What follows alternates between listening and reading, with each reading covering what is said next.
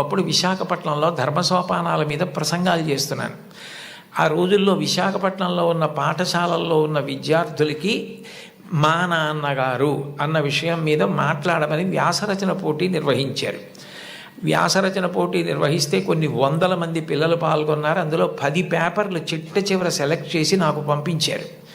ఇందులో first, second, third ప్రైజులు నిర్ణయించమని.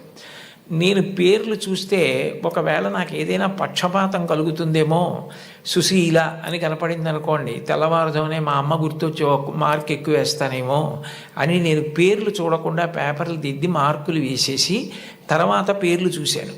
చూస్తే నేను ఫస్ట్ ప్రైజ్ ఇచ్చినటువంటి వ్యక్తి ఒక మహమ్మదీయ బాలిక. నేనేం మార్చలేదు సుమండి, అట్లాగే ఇచ్చేసాం. అప్పుడు ఆ బహుమతులు ఇస్తున్న సభకి అప్పుడు తిరుమల తిరుపతి దేవస్థానాలకి కార్యనిర్వహణాధికారి మాన్యులు శ్రీ ఎల్వి సుబ్రహ్మణ్యం గారు, ఆయన ముఖ్య అతిథిగా వచ్చారు. ఆయన ప్రైజ్ ఇస్తూ ఈ పిల్ల ఏం రాసింది మైక్లో చదివి వినిపించమనండి అన్నారు. అంటే ఆ పాప పేపర్ చదివింది.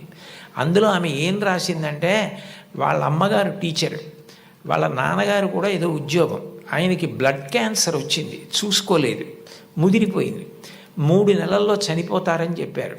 ఆయన తన భార్య దగ్గరికి వెళ్ళి అడిగింది ఏంటంటే, ఈ 3 నెలలు నేను చనిపోతానన్న విషయం పిల్లలకి చెప్పద్దు, వాళ్ళు ఏడిస్తే నేను చూడలేను, నేను చనిపోయాక వాళ్ళు ఎటు ఏడుస్తారు, అప్పుడు నేను ఆపలేను, నేను బ్రతికుండగా వాళ్ళు ఏడవడం నేను చూడలేను, కాబట్టి నేను చనిపోతాను 3 నెలల్లో అన్న విషయాన్ని మాత్రం నా పిల్లలకి చెప్పద్దని రాత్రింబవళ్ళు హక్కున చేర్చుకొని మా భవిష్యత్తు కోసం ఇంకా కష్టపడి అంత జాగ్రత్తగా వ్యవస్థ చేసి 3 నెలల తర్వాత ఆయన మరణిస్తారని తెలిసి చిట్ట చివరి కాలంలో 3 దగ్గర పెట్టుకొని చెప్పకుండా అంత ప్రేమ చూపించి కన్నుల నీరు కారుస్తూ 3 వంక గుడ్లు తిప్పుతూ ప్రాణం వదిలేశారు ఆయన.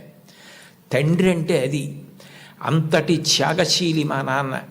ఇది నాకు తెలిసున్న తండ్రి. ఇంతకన్నా తండ్రి గురించి చెప్పడం నాకు రాదని రాసింది ఆ అమ్మాయి. ఆ అమ్మాయికి ఫస్ట్ ప్రైజ్ ఇచ్చాం. తండ్రి అంటే అంత గొప్పవాడు.